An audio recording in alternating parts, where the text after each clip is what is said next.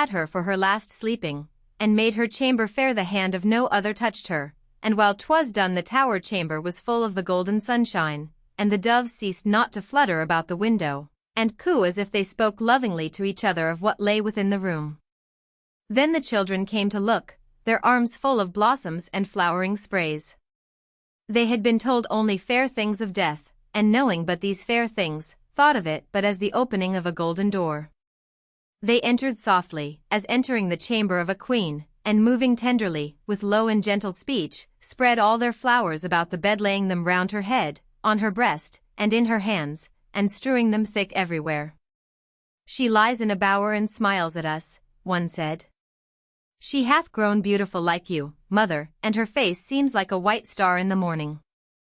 She loves us as she ever did, the fair child Daphne said, she will never cease to love us, and will be our angel. Now have we an angel of our own. When the Duke returned, who had been absent since the day before, the Duchess led him to the tower chamber, and they stood together hand in hand and gazed at her piece. Gerald, the Duchess said, in her tender voice, she smiles, does not she? Yes, was Osmond's answer. Yes, love, as if at God, who has smiled at herself faithful, tender woman heart. The hand which he held in his clasp clung closer. The other crept to his shoulder and lay there tremblingly. How faithful and how tender, my Gerald, Clorinda said, I only know. She is my saint sweet Anne, whom I dared treat so lightly in my poor wayward days. Gerald, she knows all my sins, and today she has carried them in her pure hands to God and asked his mercy on them. She had none of her own. And so having done, dear heart, she lies amid her flowers, and smiles, he said, and he drew her white hand to press it against his breast. Asterisk asterisk asterisk asterisk asterisk while her body slept beneath soft turf and flowers, and that which was herself was given in God's heaven, all joys for which her earthly being had yearned, even when unknowing how to name its longing. Each year that passed made more complete and splendid the lives of those she so had loved. Never, 'twas said, had woman done such deeds of gentleness and shown so sweet and generous a wisdom as the great Duchess. None who were weak were in danger if she used her strength to aid them. No man or woman was a lost thing whom she tried to save. Such tasks she set herself as no lady had ever given herself before, but 'twas not her way to fail her while being so powerful, her brain so clear, her heart so purely noble. Pauper and prince, noble and hind honored her and her lord alike, and all felt wonder at their happiness. It seemed that they had learned life's meaning and the honoring of love, and this they taught to their children, to the enriching of a long and noble line. In the ripeness of years they passed from earth in as beauteous peace as the sun sets, and upon a tablet above the resting place of their ancestors there are inscribed lines like these: Here sleeps by her husband the purest and noblest lady God e'er loved. Yet the high and gentle deeds of her chaste sweet life sleep not, but live and grow, and so will do so long as earth is earth. End of the Project Gutenberg ebook. A lady of quality. This file should be named 1550.txt or 1550.zip. This and all associated files of various formats will be found in https://www.gutenberg.org/dirs/1/5/5/1550. Updated editions will replace the previous one. The old editions will be renamed. Creating the works from public domain print editions means that no one owns a United States copyright in these works, so the Foundation, and you, can copy and distribute it in the United States without permission and without paying copyright royalties. Special rules, set forth in the general terms of use part of this license, apply to copying and distributing Project Gutenberg TM electronic works too. Protect the Project Gutenberg TM concept and trademark. Project Gutenberg is a registered trademark, and may not be used if you charge for the ebooks, unless you receive specific permission. If you do not charge anything for copies of this ebook, complying with the rules is very easy. You may use this ebook for nearly any purpose, such as creation of derivative works, reports, performances, and research. They may be modified and printed and given away. You may do practically anything with public domain ebooks. Redistribution is subject to the trademark license, especially commercial redistribution. By Frances Hodgson Burnett.